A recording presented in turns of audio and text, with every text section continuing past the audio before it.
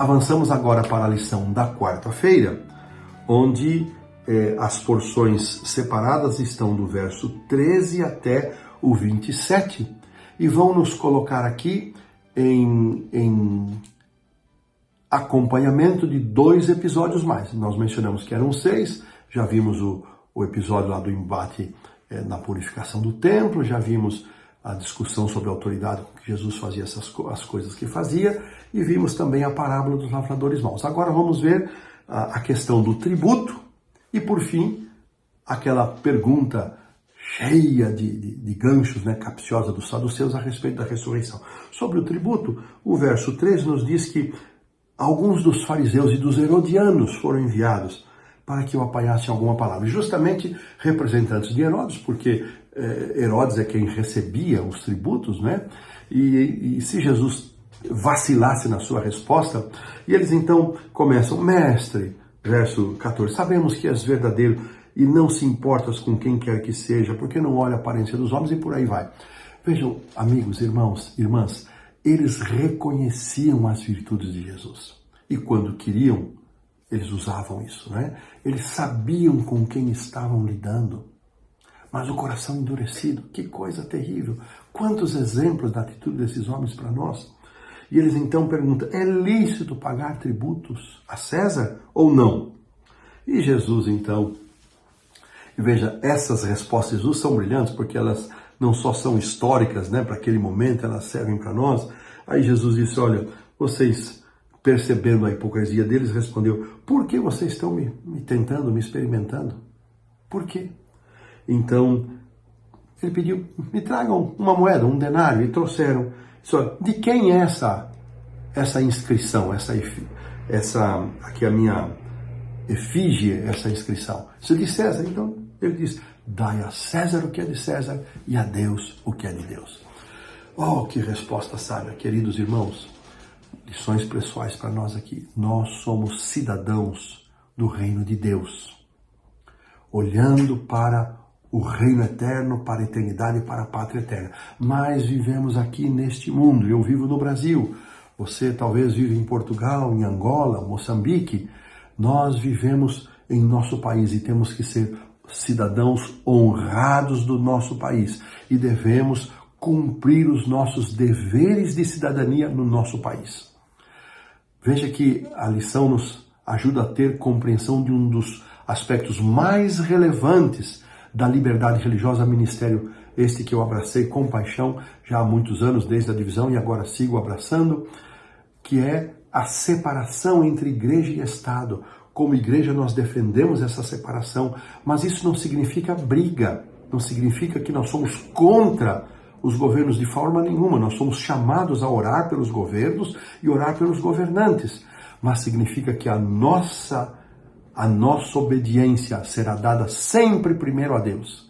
Mas nas leis dos homens que não conflitam com as leis de Deus, essa nós devemos obedecer. Uma lição muito importante para nós aqui. A lição prossegue. Mais uma armação agora dos saduceus. Muitos dos sacerdotes eram saduceus. E eles então inventam uma história, evocando aqui Deuteronômio 25, de 5 a 10, onde dizia que se alguém desposasse uma mulher e morresse sem descendência, que deveria alguém, o irmão, o mais próximo daquele que morreu, deveria tomar aquela esposa. Eles então inventam aquela história, um caso hipotético de uma família com 7 homens, 7 irmãos, e o primeiro se casou, morreu, e assim sucessivamente, até que morreu o 7º, e por fim nenhum deixou filho, e por fim também morreu a mulher. Aí então eles fazem a pergunta que eles imaginavam ser a pergunta que colocaria Jesus em grande situação de dificuldade, assim, com quem a mulher vai ficar? Aí Jesus, no verso 24, Jesus diz o seguinte, não provém o vosso erro de não conheceres as Escrituras nem o poder de Deus? Mateus coloca isso na forma afirmativa. Vocês erram por não conhecer as Escrituras e o poder de Deus. Irmãos, vamos pensar aqui um pouquinho. Já continuamos a história dos saduceus e da ressurreição. Será que esse também não é o nosso erro? Não erramos porque desconhecemos as Escrituras? porque não buscamos as Escrituras, porque não percebemos o poder de Deus em ação por meio da Bíblia na nossa vida. Jesus aqui apontou a fonte, praticamente a totalidade de todos os nossos erros: desprezar as Escrituras, desprezar o poder de Deus. Lição para nós. E aí Jesus disse, olha, vocês nunca leram em Moisés, aqui então ele está citando Êxodo 3, de 1 a 22, o episódio da sarça, quando Deus se apresenta a Moisés: eu sou o Deus de Abraão, Isaac e Jacó. Deus não é Deus de mortos, é Deus de vivos. E eles não tiveram respostas para responder a Jesus. E Jesus então afirma, né? Ele não é Deus de mortos, e sim Deus dos vivos. E vocês estão operando em grande erro. Irmãos, um lembrete acerca da ressurreição. Se nós negamos a ressurreição, e Paulo, em primeira carta aos Coríntios 15, diz: se nós negamos a ressurreição, nós negamos a nossa fé. E se negamos a nossa fé, e se Cristo não ressuscitou, então negamos a nossa fé, e se Cristo não ressuscitou, a nossa fé é vã. E ele ainda diz: se nós vivemos nesse mundo como se isso não fosse verdade, nós somos os mais miseráveis de todos. Queridos, agora nós estamos tendo a companhia aqui de umas aves que ficam perto aqui de casa. Desfrute aí do canto da seriema. Continuamos a lição aqui na nossa quarta-feira.